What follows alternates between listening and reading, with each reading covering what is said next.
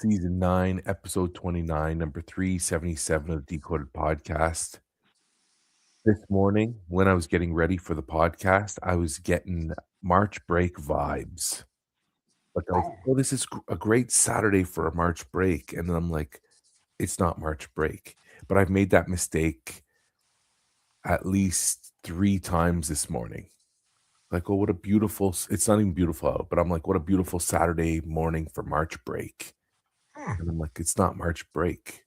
So I don't know what kind of vibes I'm getting right now, but I'm just getting vibes that I've got a week off. And that's maybe dangerous a little bit. Anyway, so happy Easter Saturday, Chris, because Easter's this weekend. Not March break for us. Happy Easter.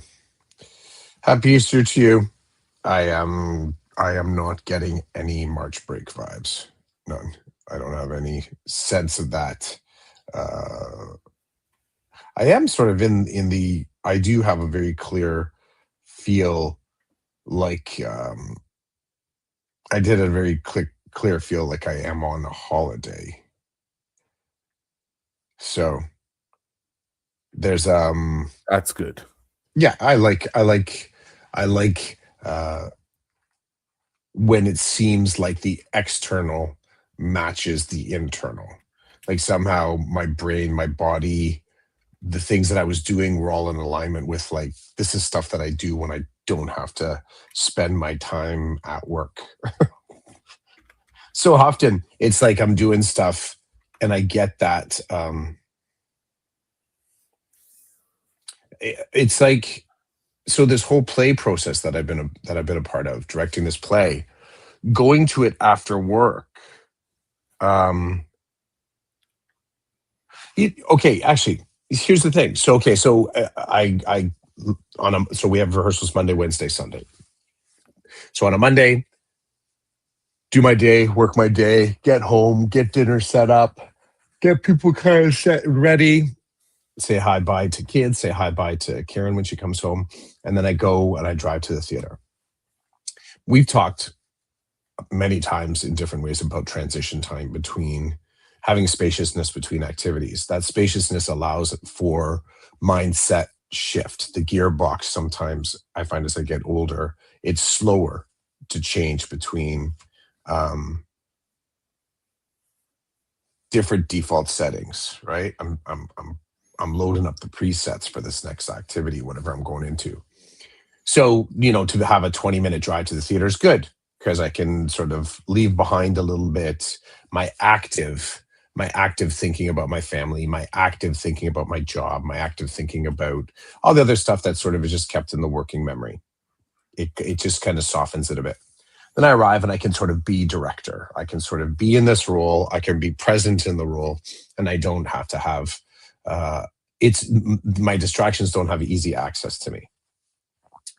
So um I've come to notice though that there's tension that happened. Like that's work. Like there's quite a bit of work there that I find my brain has to do in order to detach.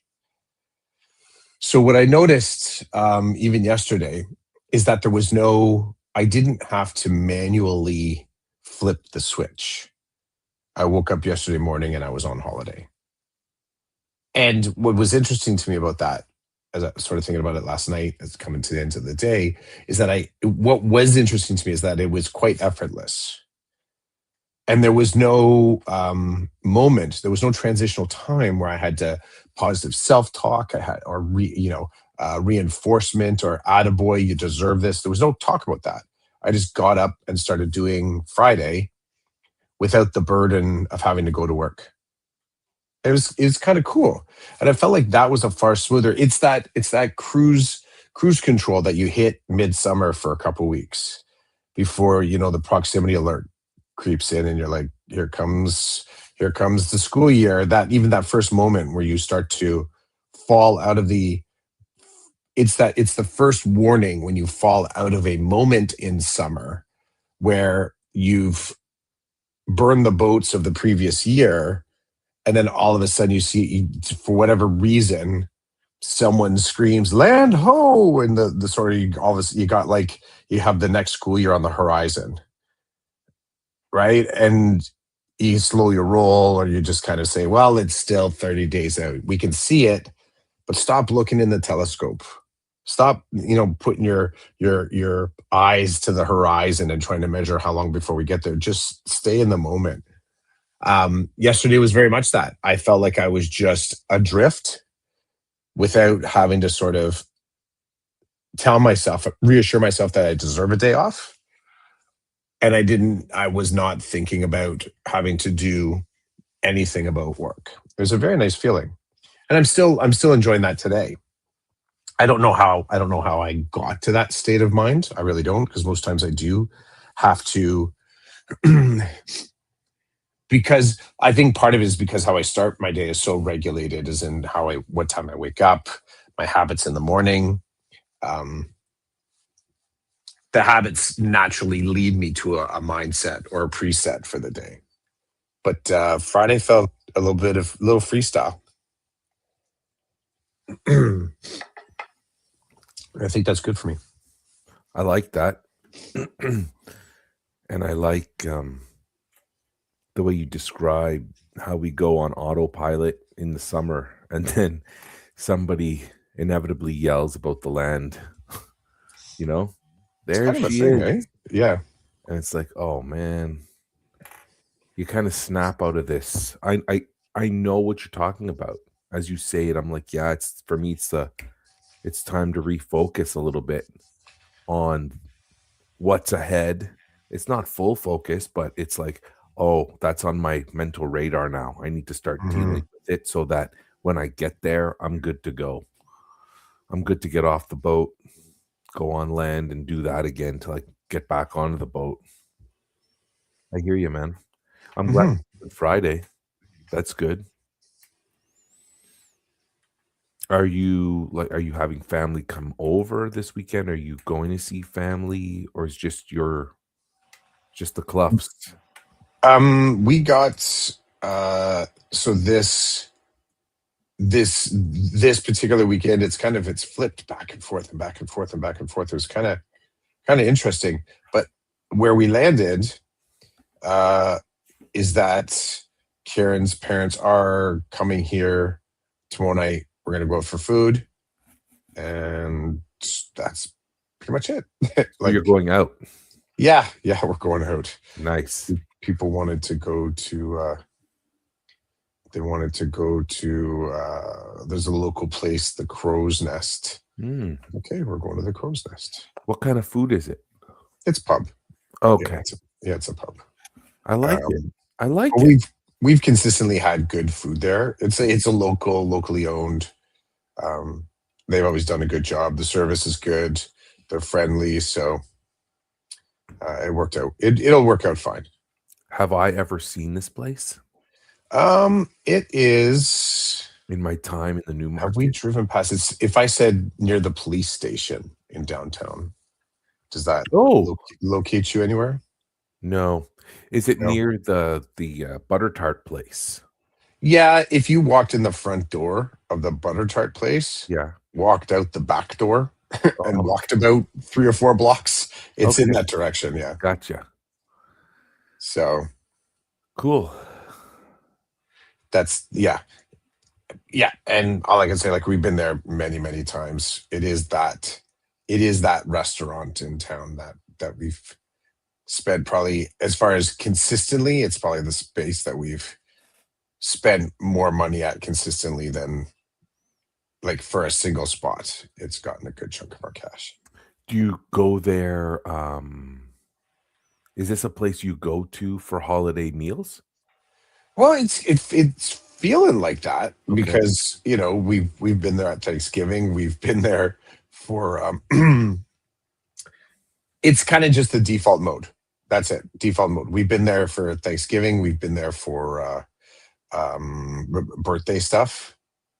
Um, yeah, I would say probably if we were specifically thinking what restaurant can we go to for like a celebration meal, we'd probably go there. Probably go there. I like it. That's cool. It's funny because I think it's more about its consistency. It's Mm. not that their food, it's not that their food is, I will say, spectacular. It's kind of pub food, but it's consistent, which is kind of cool. And you're gonna go in either way. You're lucky for a decent bite for a meal. You're in for $20. Hmm. Really, you're in for $20. Sometimes a little bit more. Not often less. If it's less, it's only slightly, right? So, like, even last night, we went out last night to a Vietnamese restaurant, and it was absolutely delicious. But each of the plates was $20. I think Jake's was 23 or 24. Jake was living large. Yeah, he went for the, it was like a there were these two massive crab spring rolls, Hmm. and then it was like lettuce wraps. So, and you had like the mint and the lettuce and the vermicelli noodles, and then there was like pickled vegetables on the side. So it was quite a bite. But the food was excellent.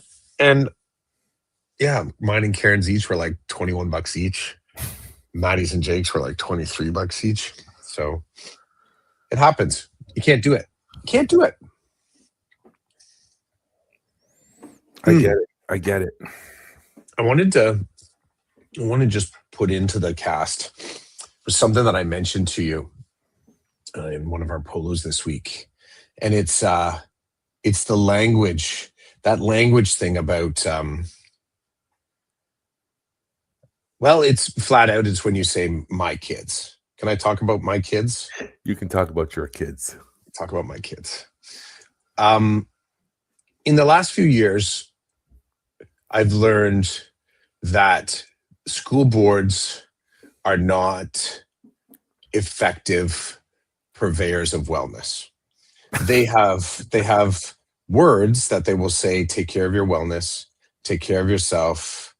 They give a lot of really good, they're a great post-it note, but can't be they can't be the verb in that process.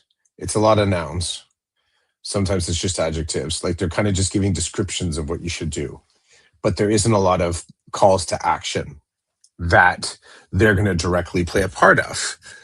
So, I'm constantly meeting teachers that talk about being overworked or not having the supports they're looking for. And I look for the active language in there. What are their verbs as they describe this? Is this stuff that they feel is just happening to them, happening around them? Do they feel like they have agency? Are they making decisions, active decisions to protect the wellness that they have left and to set up a boundary that they are not going to allow their wellness to be approached by? Like, they start to remove the possibility of vectors that are going to actually take away their wellness or affect their wellness. And I've really started to pay attention to the language that my colleagues have and how that sets up like a back door for this stress to get into their life.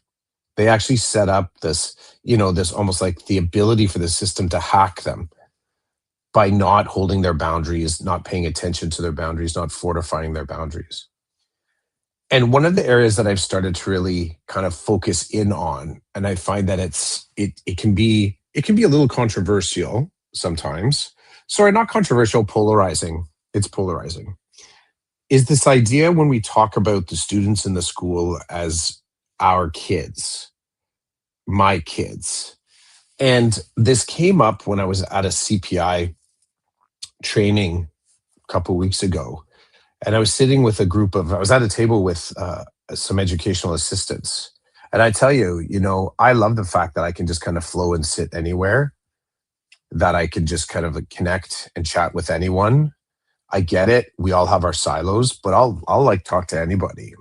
Karen often laughs. Like, I'm doing the Cluffin thing. I'll just go and I'll sit and I'll chat. Yesterday I was at the Metropolis locally. I was downtown taking some photos, and there's these two women behind me talking about who should be paying for the coffees this time. And after about 5 minutes, because long line, busy day, after about 5 minutes, I turned around. I'm like, Sharon, it's Carol's turn. Just let them pay. And they both looked at me. I'm like, you needed someone to break the tie, be the tiebreaker. And I grabbed my coffee and I kept on walking. And I heard them like, oh my gosh, we didn't realize we were talking so loud. But they were. But it's sort of like I like being able to talk to anybody. So sitting at this session with the CPI training, they were talking about how they go home bothered from having to put hands on kids. Now, that is a thing. So crisis prevention intervention, right? Um, that is a reality that in our schools, there are people that need to be trained in order to do these kind of interventions so that they can keep the kid safe from themselves, and keep the staff safe if a kid has an escalation. I am one of those individuals. And I've also had to put my hands on kids. Only the first time did I go home thinking about the wellness of that kid. And I think it was just I had to have that bubble burst, sort of like having to do it because it is slightly unnatural. There are very few of us that have had that moment of actually having to put hands on child to help control them. Um, so as I'm listening to the staff, if I'm listening to the staff, these EAs talking about it, I started to notice a pattern in their language that their emotional attachment, I felt, was being amplified by the fact that they kept on using language like my kids, my kiddos, my children. And I didn't hear them say once the student. And I think that's a really, it's been a kind of a revelatory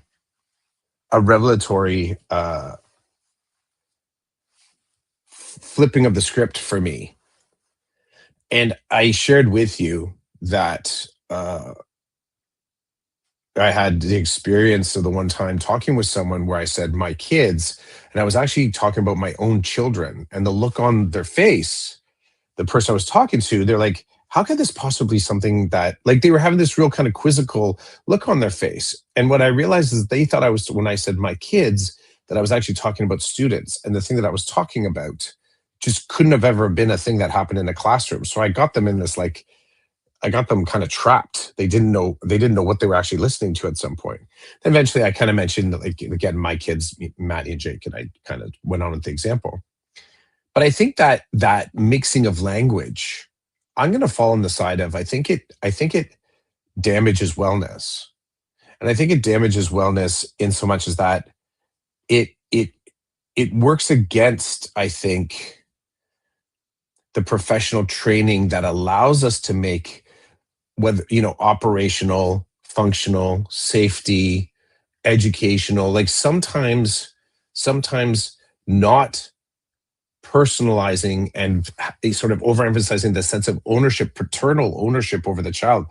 Um, I see the stress that it causes in teachers. And especially if they're looking at a class of 30 and every single one of them is a my kid. Come on. So it's a challenge of language, a challenge of language. I am more comfortable becoming, I would say, my students, but there's distance in that language. Student is not my own biological or adopted child. My students is contextual. They are the individuals that I'm around when I am in my workplace. They are a symptom of me being a teacher. I have students. I even like the word clients. I'm starting, that one's a little bit more stickier, but that, from a practical perspective, it doesn't change the fact that I'm still a caregiver. And often individuals that are in social work or, in any sort of therapeutic, medical or psychological, my clients, my patients, my students. And I think that is clinical language to make sure it's not clinical language that tells you don't have to feel emotional connection to the individuals. But I do believe it allows you to close that trap door or that back door to your emotional state and your wellness, such that you can still be effective for the other 29 or the other 60 or the other 90 you have to work with. I think it also allows us a moment of pause to not overfeel or maybe sort of move into a negative relationship with the individual because of emotional hurt. Because I've met those teachers too, that they're caught in this strange loop of my kids talking about their students, and they're not doing what I want them to do. And they bounce back and forth between the kid kind of like being a bad person or themselves being a bad person because they haven't been able to generate this positive outcome, and they get caught, they get stuck. So yeah, I've had one moment this past week just before we made it to the weekend where I got the sense that part of what this person was feeling was a lack of efficacy from a being emotional human parental fiduciary kind of responsibility.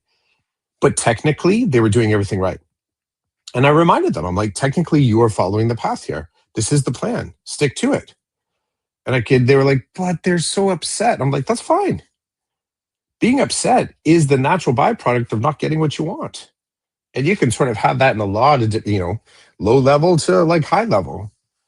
I said, don't take away their, don't do any work to take away their emotional state. That's for them to work through. But they're a kid. I said, and they had no answer after that. They were just taking full responsibility for helping this kid manage their emotional state. I'm like, no, they got people too. Let them go talk to their mom and dad, their priest, their coach. You don't have to be the one-stop shop for self-regulation. So yeah, I wanted to put that into the algorithm. For better, for worse, somewhere down the road when we're looking at this, or we can analyze it. So Easter weekend, Clough called out. Clough called out that mindset in the room. My kids. Clough called it out as like we need some more we need distance from our kids. So now that I've been in elementary and I've been in secondary, and mind you, my secondary work is, I don't teach 3 classes a day. Mhm. My job is different in secondary, but I do have students that I'm responsible for. I'm not their classroom teacher, but I'm responsible for them in terms of their learning accommodations and stuff. And when you talk this way, because you've talked about this before with me, my elementary brain always kicks in and takes heed of this topic and these ideas that you raise. And for me, it was a lot easier as an elementary school teacher to be attached, much harder to detach because you're with the same group of kids every single day for 10 months. And you can detach, but for me, there's like a danger in too much detachment because of the nature of the work, the daily interactions, the communication with home. I used to tell my students, you're my second family for this year. So you know, this room's going to operate like a family in that we care for each other, but I'm the dad, so I have to make sure that you don't have carte blanche because that's not going to get you anywhere in life and yada, yada, yada. The way I define family was moved into that room during the day. I may have done that to help me cope with the struggles that come with being a classroom teacher with 8-year olds for a full year. I did what I had to do to get through, and I don't think it harmed anybody. I think they may have not wanted me to be their school dad, but too bad. Just like in life, you have your children and you're matched up. For some reason, somebody put you on my class list, and so we're matched up, and I'm your school dad type of deal. Now in secondary, again, I don't have my own, I don't teach 3 classes a day. So I can't speak to that type of teacher, that type of classroom teacher. But I have found in my year and a half in my new job that there are students who, they're on my roster for, I can name off at least 15 kids that I've been in constant communication with over the last year and a half. They just continuously end up in front of me or on a list where I need to deal with them. Like it, you know what I mean? They're my class because they're constantly on that list. And I've done a better job of detaching with these people to the point where they'll be talking to me, and if you were a stranger listening to our conversation, not knowing anything about our relationship, you might think you might think, depending on your perspective, that I'm way too harsh and shouldn't be in this role. Because there's a detachment, and there's, what did one kid say to me the other day? They said to me, I'm trying to they're trying to get a rise out of me. There's a special name for it. And they're like, and you're not responding. They were trying to trigger me.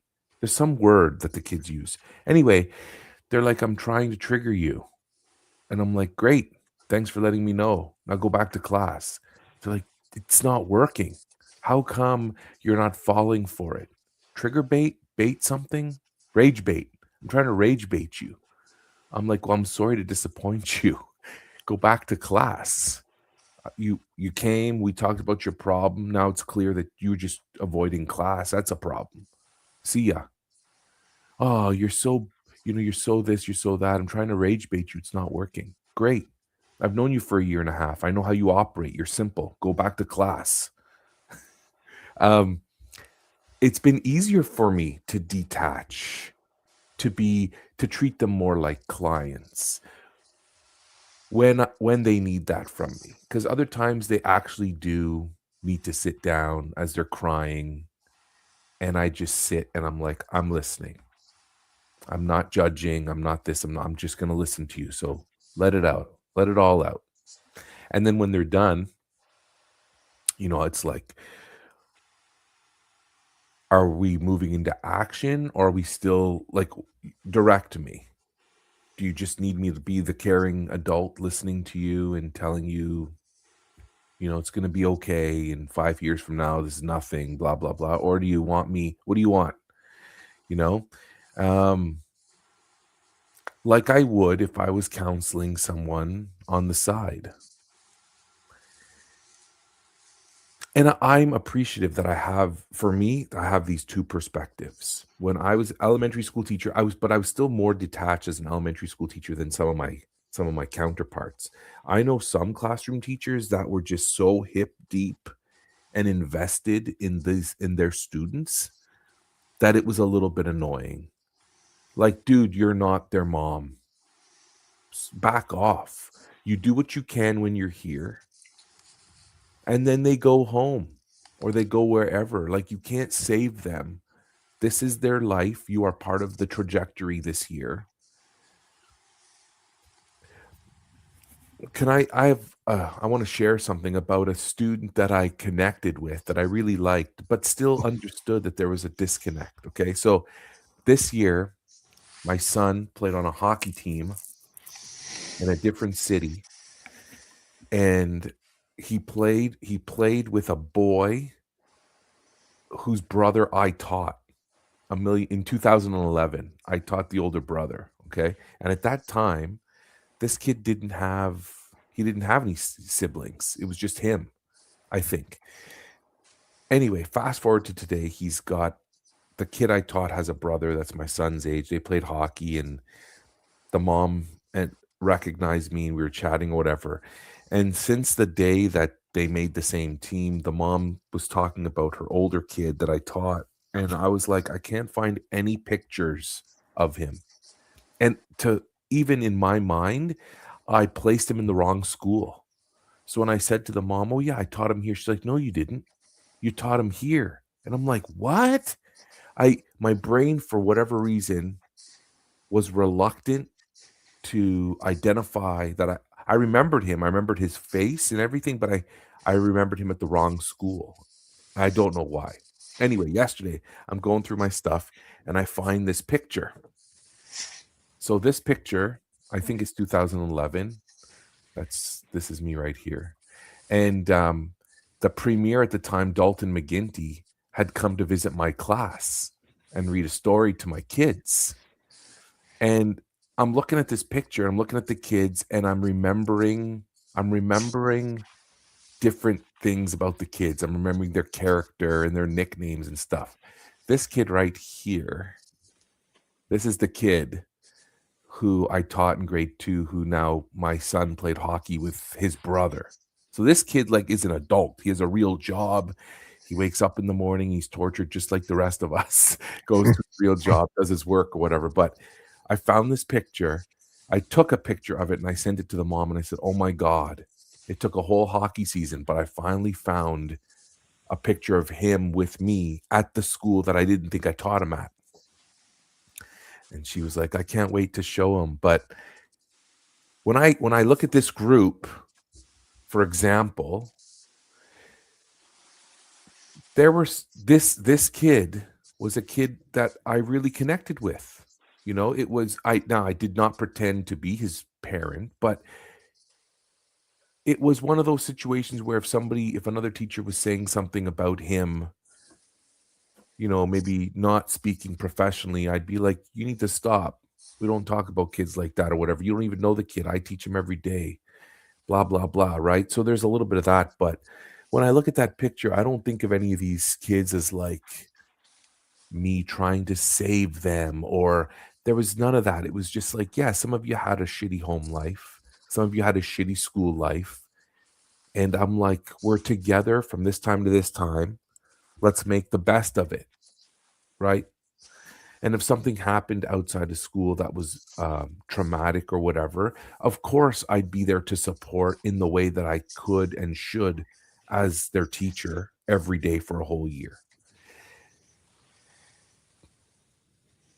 So I'm like a moderate, but I know, and I'm sure Rochelle can speak to it. And I don't even know Rochelle's style. I can tell you though, from my time working with Rochelle, she didn't strike me as a crazy, I could get in trouble for that, as a crazy classroom teacher with her kids. I didn't get that vibe. I would say she definitely probably showed more, uh, she probably leaned more that way than I did. I think that's a gender thing. I'm probably getting in trouble for that too, but it might be a gender thing. But she wasn't over the top. And she's worked with over the top people. We've worked with people who are like, to me, it's like they're stepping over a line every day. I'm like, "Oh my God, you stepped over that line now too. And you're stepping over that line now too." It's like, well, relax. Like, what is it about this world that makes you feel that you have 30 children plus the ones at home, plus the ones from last year? Like it can be a little ridiculous. And I'm trying to think if my boys ever had a teacher like that. And if they did, I wasn't aware. They had some amazing teachers who my wife and I to this day, the teacher's name comes up and we're just so happy that they were part of our kids' life. But not and maybe but it's because my kids didn't need a teacher to say, "I'm adopting you, you're mine. I'm gonna take care of you, and I'm good and bad and whatever." But much more in elementary than secondary. In secondary, they're just to me, it's hilarious. They're like grade 6 students in bigger bodies. You know, some of the stuff that they say and do and act like the other day, 2 students that aren't even on my caseload walking past my office door was open, and they poked their head in, and they were killing time. I guess they had coordinated to leave their rooms to go to the bathroom, which happens all the time. Anyway, so like, "Hey, how are you doing?" I'm like, "Yeah, I'm good. Where are you two supposed to be?" "Well, we're in math, but don't worry, we're making our way there." Long story short, as one of them's talking to me, the other one writes a grocery list that she wants me, because they're like, "Do you have any food?" I'm like, "Yeah, I've got some Bear Paws." I always have like Bear Paws or granola bars in my room. So if I'm meeting with a kid and they tell me they're hungry, I'm like, "Grab one of these on your way out," right? So they're hungry and they're thirsty. And, "Do you have any drinks?" "No, I don't have any drinks for you." And they're like, "What do you mean for you?" And I'm like, I have drinks, but they're not for you. They're for me." Anyway, they created a list of things that they wanted me to junk food they wanted me to purchase so that when they come by the office, there's food for them to eat. I'm laughing the whole time. Anyway, there was a supply teacher in the other day, and when I came into the office after class, the supply teacher's like, "There were two girls here. They left you a note. They wanted to know if you picked up their groceries or not." I was like, "What?" I read the note and it's like, "We came to check in to see if you bought all the junk food we asked you for." And I'm literally dying laughing. And this supply teacher's like, "Who are these kids?" I'm like, "They're kids that have worked in the IEP monitoring room, and they just like to torture me, I guess." He's like, "Do you know who they are?" I'm like, "Well, I know who they are." He's like, "Why are they asking you for groceries?" I'm like, "I don't, because they're teenagers and they're living their life. I don't know." And he's like, "Well, did you get the groceries?" I'm like, looking at this person like, "You're not worth my time anymore. I'm not talking to you about this. What the F, dude?" Anyway, he got back to work and I got back to work, but it's stupid stuff like that that I call it stupid. It's kind of fun, but it's like, go to class. I like that we have a relationship and that you know who I am, you can talk to me, but I'm not buying you groceries, and I enjoy all the time wasting, but it's time to get back to class. That's kind of what I find myself in. But my job is different, right? I'm in a room where some of these kids end up like these two people, sometimes they end up in the room and their issues are so big that they've frozen. They're like, "I don't know where else to go. So I came here." It's like, "Okay, well, we'll work this. We'll figure this out. We'll figure out how to get you back to where you're supposed to be." Whether I like it or not, that's where they landed, and I need to deal with it because I'm the person in the room. And I don't mind those two kids. Like, they're friendly. You know, do teachers only refer to their kids as the ones that they like, or do they accept all of them? Well, see, I think this is the great challenge of practice. I think that's a great question. Like, are they being selective when they actually say Yes. my kids?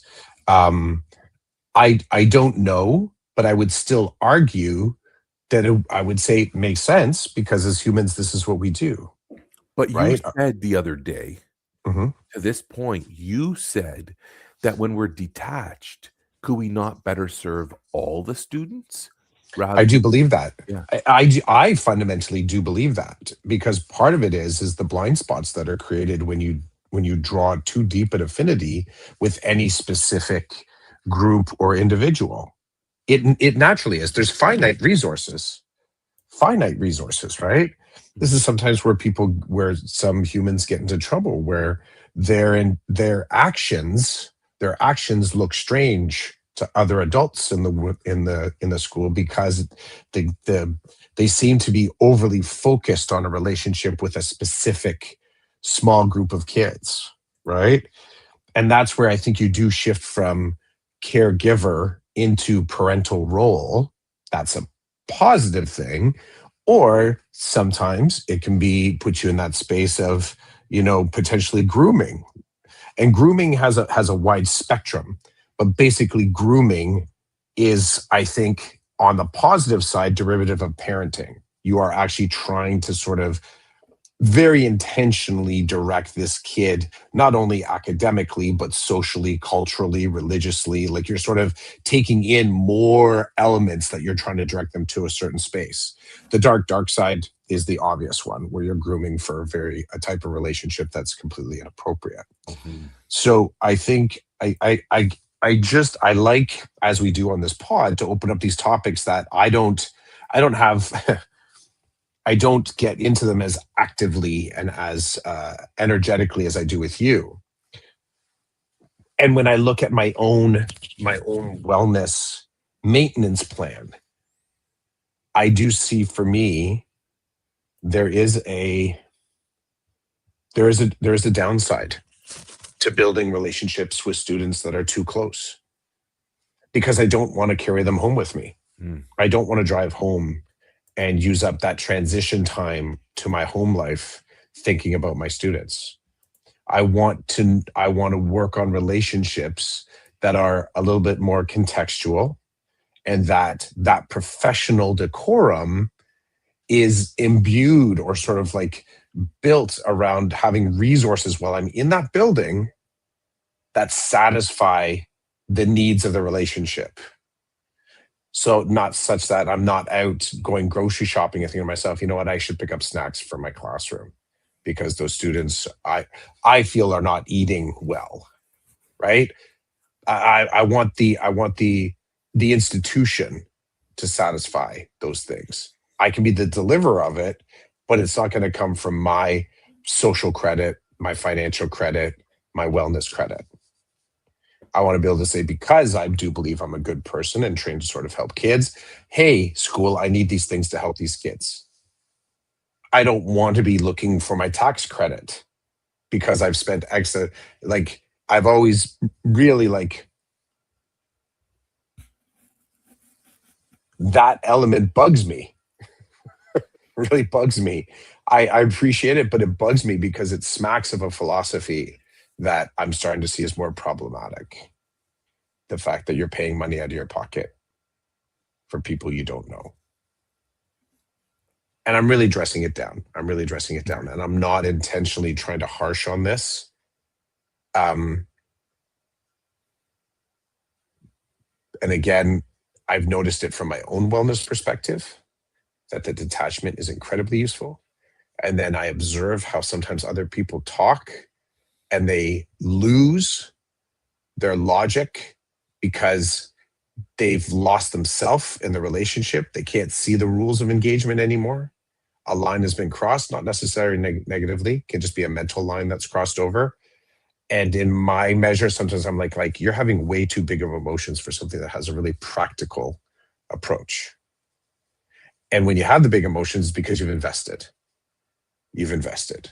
and you either A, didn't get a return, B, it was betrayed, as in you thought that it was going to result in something, or C, you just didn't really know yourself, and all of a sudden you're at your bottom, like you're having an anxiety moment, like it's the everything moment, like, oh, like what's happening, you're sort of overwrought. So they're not my kids. They're not your They're not kids. my kids. And I can say that because I do have kids. I do have children of my own. And the moment, and this is what gets kind of strange, right? I do believe the moment that you say that, you misappropriate elements of the relationship because you are equivocating that your kids in your own house are on par with your kids in the classroom. Undeniably so. You're putting them on the same emotional, same relational, same sort of like connective plane. And I fundamentally disagree with that.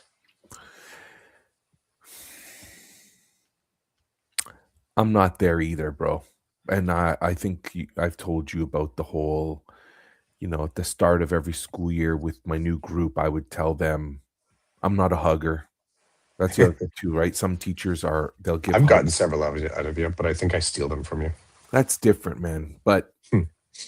I would tell the kids, I'm not a hugger. So if you come in crying or upset about whatever, I said I'm not a hugger.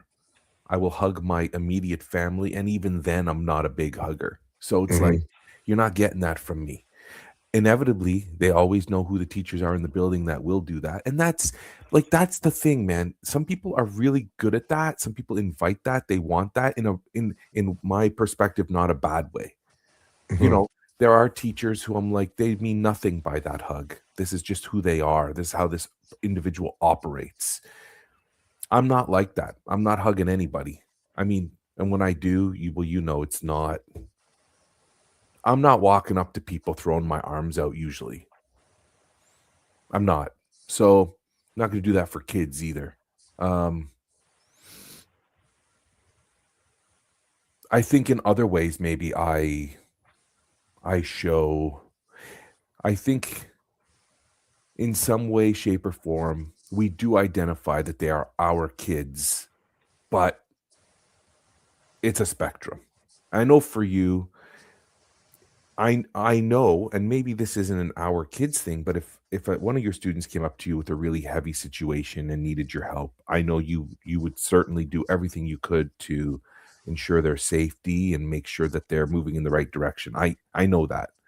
Everything within my power, this is my new thinking, everything within my power as a teacher. I gotcha, but So that's I'm becoming more aware of the boundaries of that and being okay with those boundaries. That's the two part. Because I could go further if I decided to be Chris. I decided to be Chris, you know. I would there's a further boundary out. But when I get to that further boundary out, I'm moving into the space of what I would also do for my own family. And there I start to see some risk.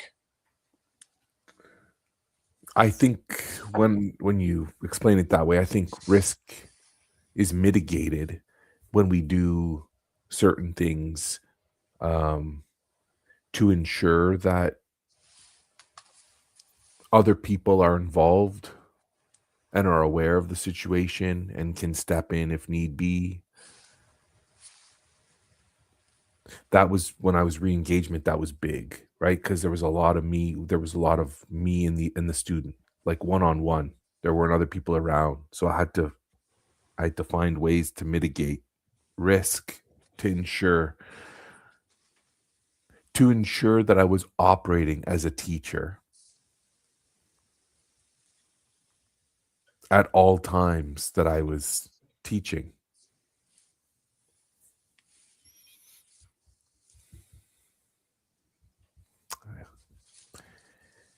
Dude, it's a big one, but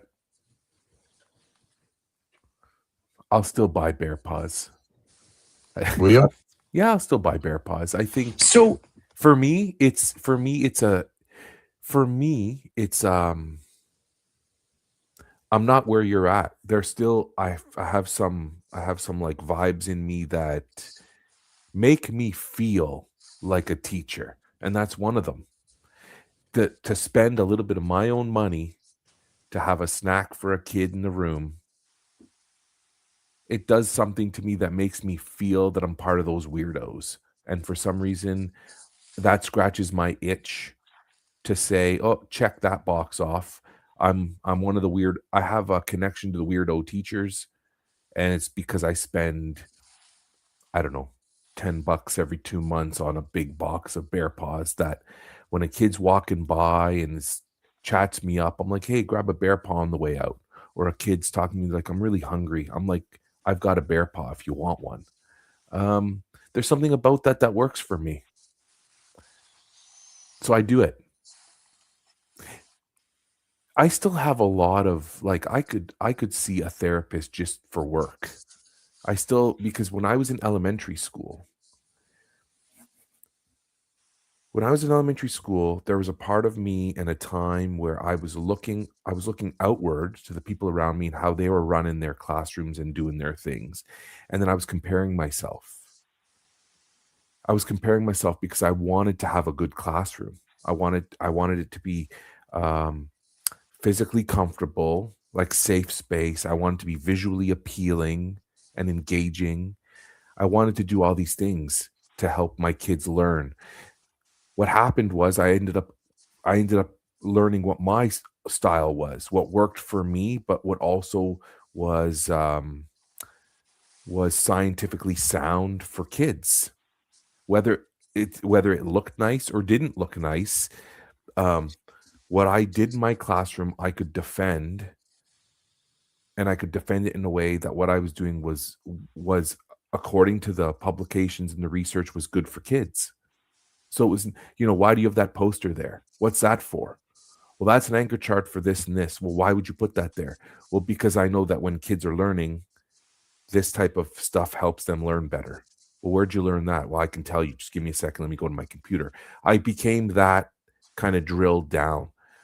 And the stuff that didn't help with their learning, that was behind my desk on my bulletin board. Well, why is that there? Well, that brings me joy. That's not for the kids. That's for me.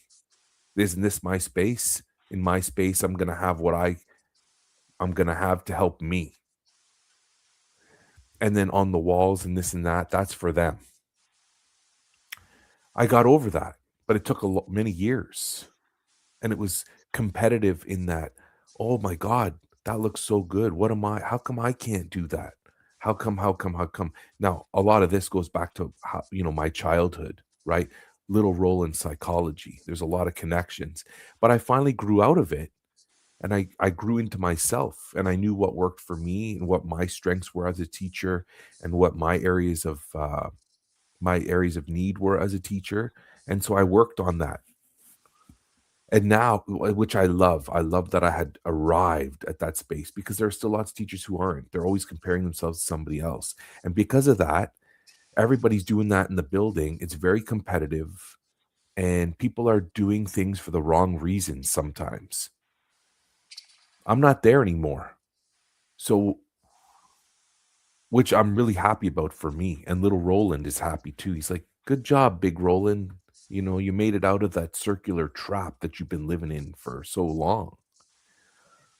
That was tough, bro. In elementary school with some really high achieving, solid educators, watching them do their thing, Pinterest classrooms and stuff. It's like, I don't operate that way. I never did. But, I now what at the time I felt was an insult, now I see as a compliment. One of the EAs in the building who was very well known for working with students on the spectrum, she just had a way with them. She came into my classroom one day at the end of June because a student she was working with was gonna be in my class in September. And she came in my room. She literally inspected my room, like looked around to see how he would do in my room. And she goes, "You don't have a lot of this and that all over the place. This is gonna really be good for him." And then she left, and I was like, "Did you just insult me? Like, because I don't have some of the," but then now I see it as, no, she was just like, this kid won't be able to focus and this and that if this and this is around, and you don't operate like that. You're different than some of the other teachers he's had. This room will not be distracting to him. And I taught him the next year, and it was great. It was great. He did well in terms of he did well for who he was and where he was coming from. I never did You, I never did personally like that EA. I never personally liked her before that or after that, but she was effective. She did what she was supposed to do. I had instant aversion. I was in a constant state of aversion from JK. I would say pretty much all the way through elementary school with my kids, going in and being in those classrooms with all the shit on the walls. No joke. And I didn't see it as necessary tools. Like, I'm a big fan of third teacher thinking You and the are. room Yes. and the room as a not only a conduit, a catalyst, um, an activator, an informer. Like, I love me a good anchor chart. I love writing it. I love putting marker to those great big pieces of paper and having them up during the activity. And then I put that shit away. I put it away. It's to be in the classroom, to play in the classroom and be surrounded, trapped by this constancy of just like edu graffiti. I'm just like, when I would go for the parent teacher interviews, Karen's like, what's wrong? I'm like, I gotta get the F out of this room. There's no calm space to look. You know where the only calm space to look often was? Directly behind the teacher's desk. And I thought to myself, what a crazy tactic to sort of have that as the only calm space in the room, because students would naturally then just look in your direction. Okay. I said, I can't handle that. There's other kids too that won't handle constantly looking at the teacher's face. Like, F that. You want to know why kids put their heads down on their desk sometimes? Because it's way too intense to look around that room. It's just too visually loud. And Apparently, my room wasn't like that, I apparently. just, and neither's mine. I have essential stuff up, and then if the kids create something, it goes up, and then that stuff comes down. Would you like to take it home? No. And if they don't, I'm like, okay, I shred it, I take a photo, on I go. So I'll keep my personal artifact list, right?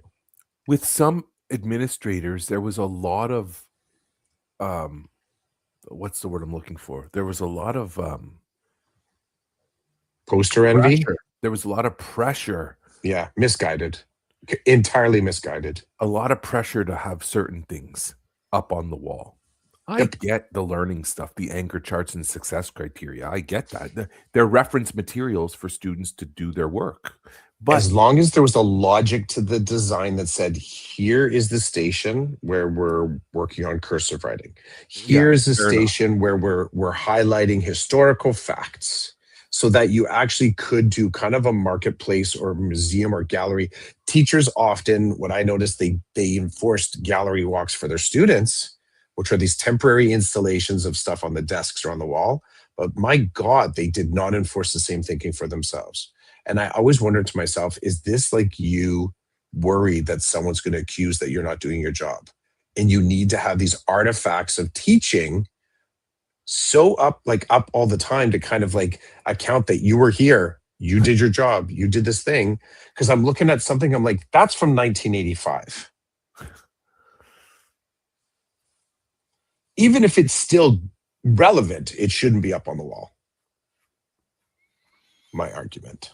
You need to have a newer version, a cleaner version, a different version of it. You don't leave it up for it. Just not only that, you need to have a co-created version because there's all if this you talk that could, sure. well, this is I would create charts with my students and then I would have to fight to not use the same chart the next year in the form it was created with the year before. Because Here's the thing about co-creation. Here's the thing about co-creation is that you have to give up the paint, the marker, the pencil to the kid to actually put it on the paper. If co-creation is you standing there to make sure it's neat enough, then that's also you suggesting to a degree that the only thing that can be up on the wall is the co-created things that look nice or look organized and look clear. And I would put that out as a challenge. I've just put that as a challenge. I have had other teachers say, talk about co-created resources that are up on the wall. And I'm like, but it's all in your handwriting. You drew that. So it's not actually a resource for the whole class, right? Because a resource for the whole class means that it doesn't work for the whole class. And what I mean by that is that the mentality that your work could be put up, even though it doesn't match this pristine criteria, means you're included. So I've flipped the mindset a little bit. I've heard of these co-created classrooms, and I look at the wall. I'm like, this looks like all your artwork. This is like your fridge at home as a kid, hoping someone's going to tell you, "Good job on that quiz, Jimmy, teacher Jimmy." well, first So of all, I'll say I'm not an artist.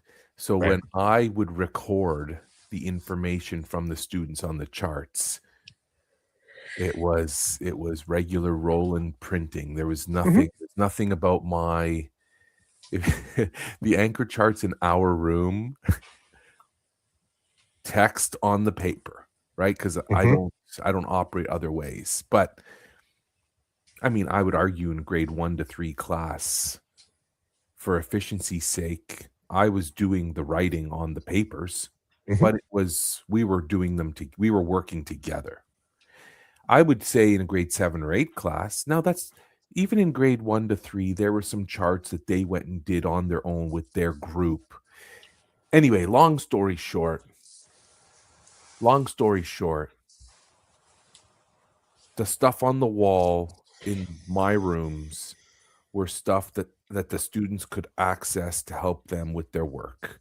And and they knew where to go to get the charts that were no longer on the wall. So I Mhm. didn't have 50 charts, right? It was like, okay, this is what we're working on now. Here it is. And then, well, okay, we're taking this down because something else has to go up there.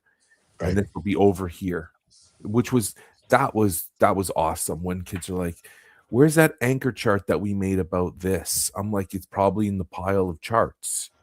It's not going to be on the wall anymore because we moved on from that. We moved on in that something else had to be dealt with, but they would go and dig it up. But the next year, I was adamant that we would not use the same papers from the year before. Now, I would keep some of them, but that was for my personal reference so that I'd be like, hey, last year we talked about this. How can I get my kids to think about some of that stuff this year without just doing it? Because I observed that that would defeat the entire purpose. They needed to be part of that. When I say creation, they needed to be part of the conversation. They need to be part of the experience of this is what we're going to be working with for the next week. And in order for you to show me that you've succeeded, there are certain things I have to see. So let's talk about what that looks like. And you can tell me that when I talk about this topic, what are some things that I could see that would hit that topic? Let's do Mhm. this, right? Mhm. Um, I miss that because I found that that actually worked, Mm. generally speaking.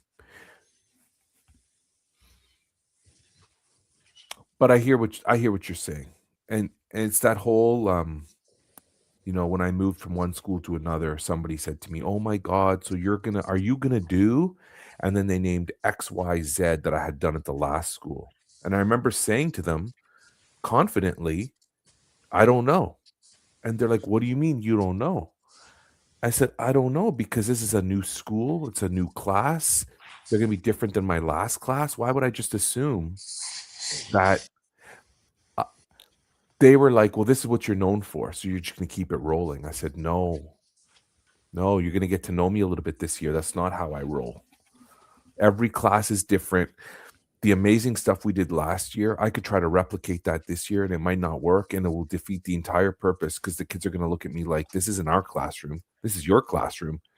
You're the one that's all about this stuff." Like when I used to do 3D printing and kids didn't want to do it, people were like, well, what do you do with them?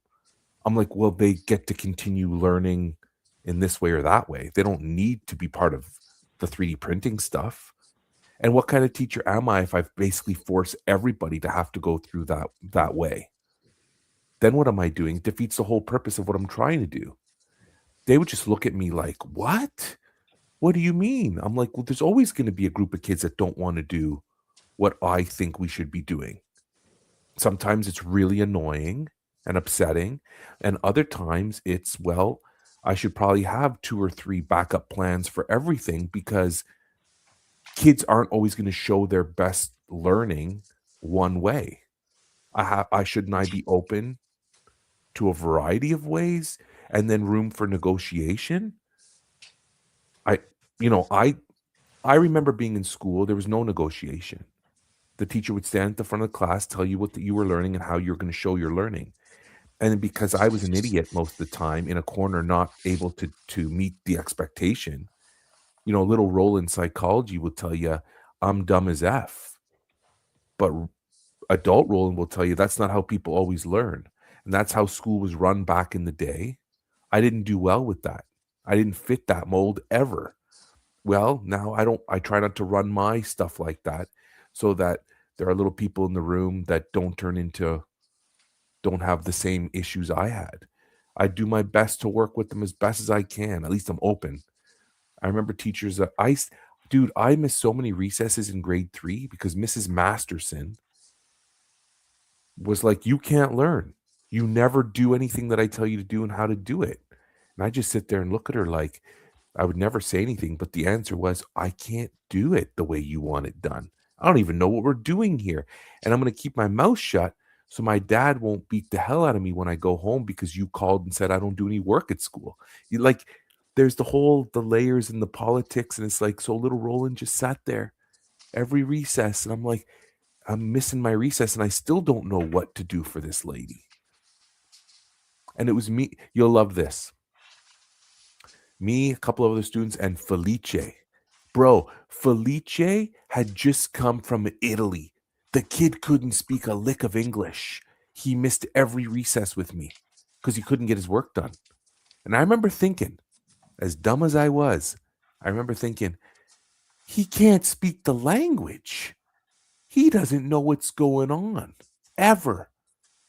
And he's now getting detentions. I was like, this is a master class for abuse. Felice, never forget Felice. He lived down the street. His dad was like a bricklayer or something.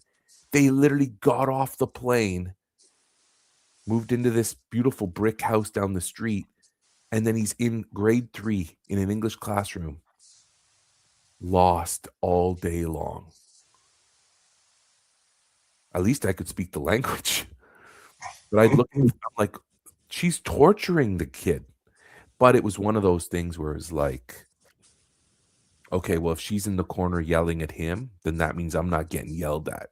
So keep yelling at Felice, because if you're yelling at him, you're not yelling at me. Isn't that insane, bro? Mrs. Masterson.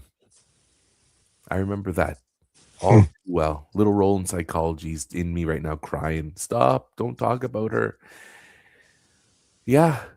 I try not to be like that. Even when I am like that, I'm like, snap out of it, Chidiac. Let the kids do what they need to do to show you that they understand, or that they don't understand. You got to figure out what to do to help them understand.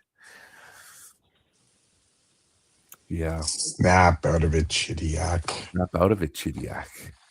Oh. Anything else you want to drop? Nah, that was my splinter for today. I don't know if I've just pushed it deeper into my finger, but that was my splinter for today. Let's see if I can show you the image I got. Share screen. Is this going to work? Share screen. No, I don't like that. Oh, that's better. Okay. It's your graffiti, baby. Yeah, all the tags on the wall. all those bombs. The bombs were just like everything stacked to one another. And when you start to see fade on colored paper, it's time to adjust. You sort of see where something had been sitting there and the sun had been hitting it for a little while and it's a different color underneath. Come on. I got into a little polarizing conversation when I moved, because last semester I was in a spec ed classroom, as much as certain rooms are attributed to certain departments. So this semester I'm in an English classroom, and I'm in there for 2 periods, and the other teacher's in there for 2 periods, and then there's one spare period. And I went to the department head. I said, "Can I take down all the English artifacts off the walls?" And she said, "Why?" I said, "Well, they're going to get in the way of me using the walls." She's like, "Well, but it's learning materials." I said, "For what course?" And she couldn't articulate it, which was just me playing devil's advocate, but also dipping my toe in the space of, this stuff shouldn't be up. Just because it's an English class doesn't mean you leave Shakespeare resources up on the wall. It's wrong-headed. So the stuff up on the wall all has a temporary and intentional, both in temporary and intentional anchoring system to it. But if you ain't teaching it right now, get it off the wall. It's just another way, especially for the individuals with ADHD or any sort of distractive challenge, to have anything on the wall that allows them to fascinate away from your lesson. Take it down. Narrow their field. Make it less confusing. Help them go deep. So a few of the pieces got down. And then it was funny because the head said, "Well, are you going to put them back up at the end of the year?" I'm like, "No, I'm not putting up your English stuff. That should be the decision of the English group coming in. They're going to put the stuff up that they need." We don't have to have, and I got into this conversation a little bit with a similar conversation with Karen when we were talking about getting some art pieces to put up on the wall. I said, "I don't want decoration. Decoration stays there forever. Art is temporary." So we could become uninterested in this piece we're about to buy. And she said, "But it's kind of expensive." I said, "And sometimes art is. But if it becomes decoration, then it has no impact. It has no life. It has no vibrancy. It has no inspirational value. And then it just becomes something that's going to fade on the wall." Again, I don't see the point. We can get some standard infrastructure that's useful, that allows us to kind of like multi-tool whatever next direction we want to go in the lessons.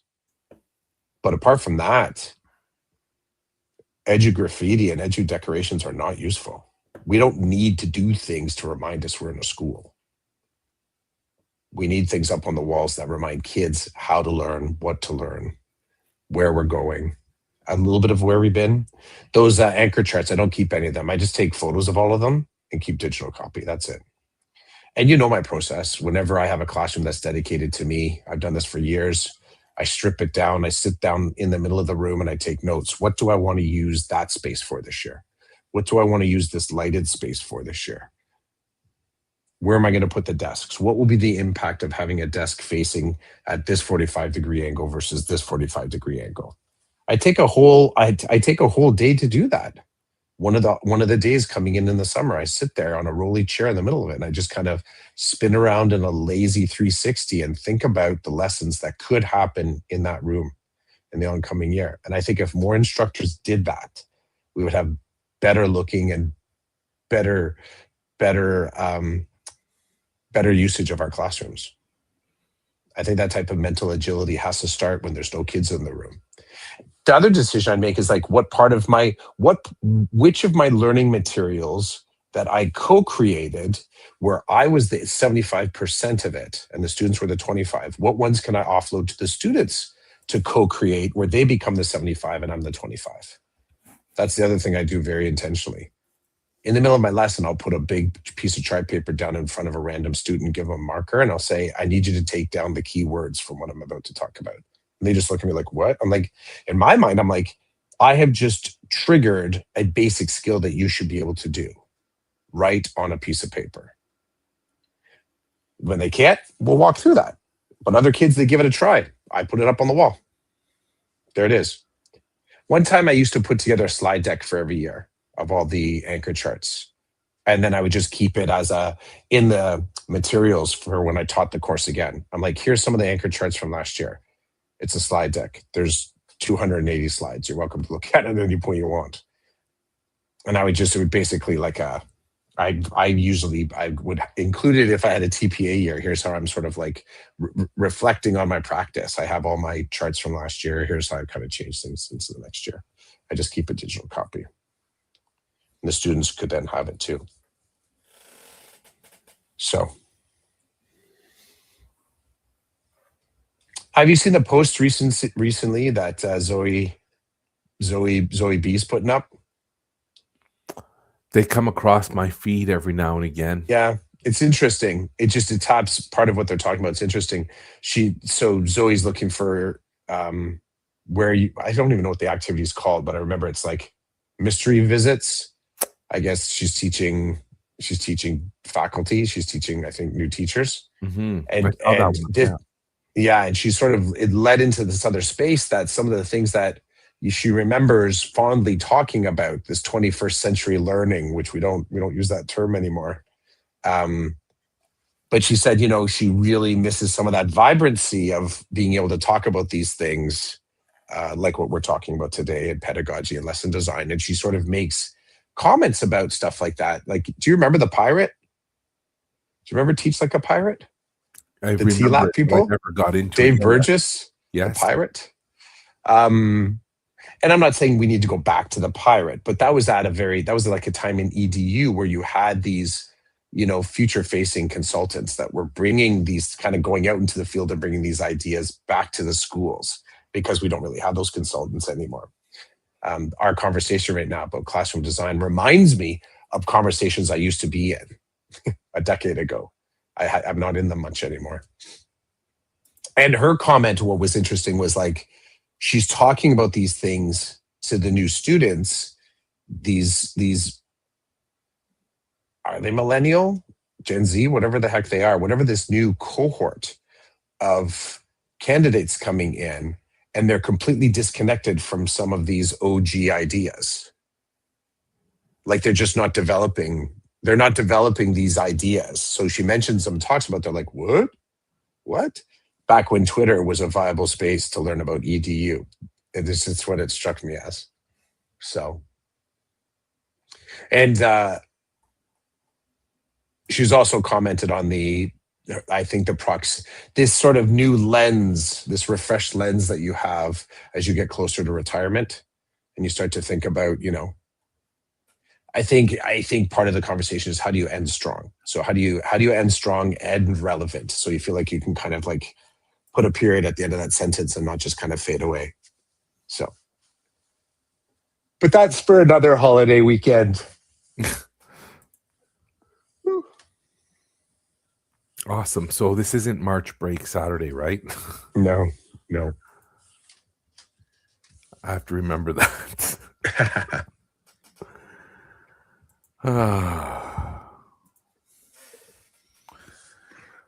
Well, bro, thanks for your time again today. When are you getting groceries this weekend?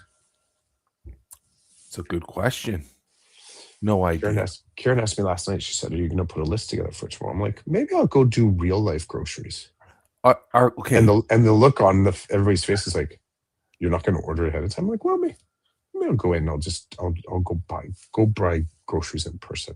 Are grocery stores open tomorrow? I don't think so. Are they open Monday? Maybe. Because we don't have to go to work either day. So it's I know. will they be closed on both days? This is a problem. I don't know. Well, it's expensive, high risk, right? Because then you're like, it's easy to fall back on let's just grab a pizza. It's nothing wrong with pizza. but yeah, we're both like, sounds good. Yeah. But it's, fundamentally more expensive to grab takeout every single day. 100%, you're correct. But there's I think I might go to a grocery store today. Thanks, Gary. He's called me, said we had a great discussion today. Yeah, thanks, Gary. Great to see you, and Rochelle, thanks for coming out, both of you. I'm going to the grocery store today because I wanna pick up some stuff for the smoker. Smoke some stuff today. Pellets tomorrow. Pardon me? Pellets. Do I want to smoke pellets? I want to actually make like a couple of cheese dips. I want them smoked. Oh. Yeah. You're just going to sit and eat one, or is like an event, or? Oh, no event. Just I want to try out a recipe or two and have the fam. Like it won't be for me. I was imagining that. You're just like, here's my bowl, here's my dip. Yeah, a variety of dips and dip-ease. I want to try a couple of dips that I've seen like on Instagram and stuff, and it's for the family to try out. So like appetizer type stuff, not main course stuff. Gotcha.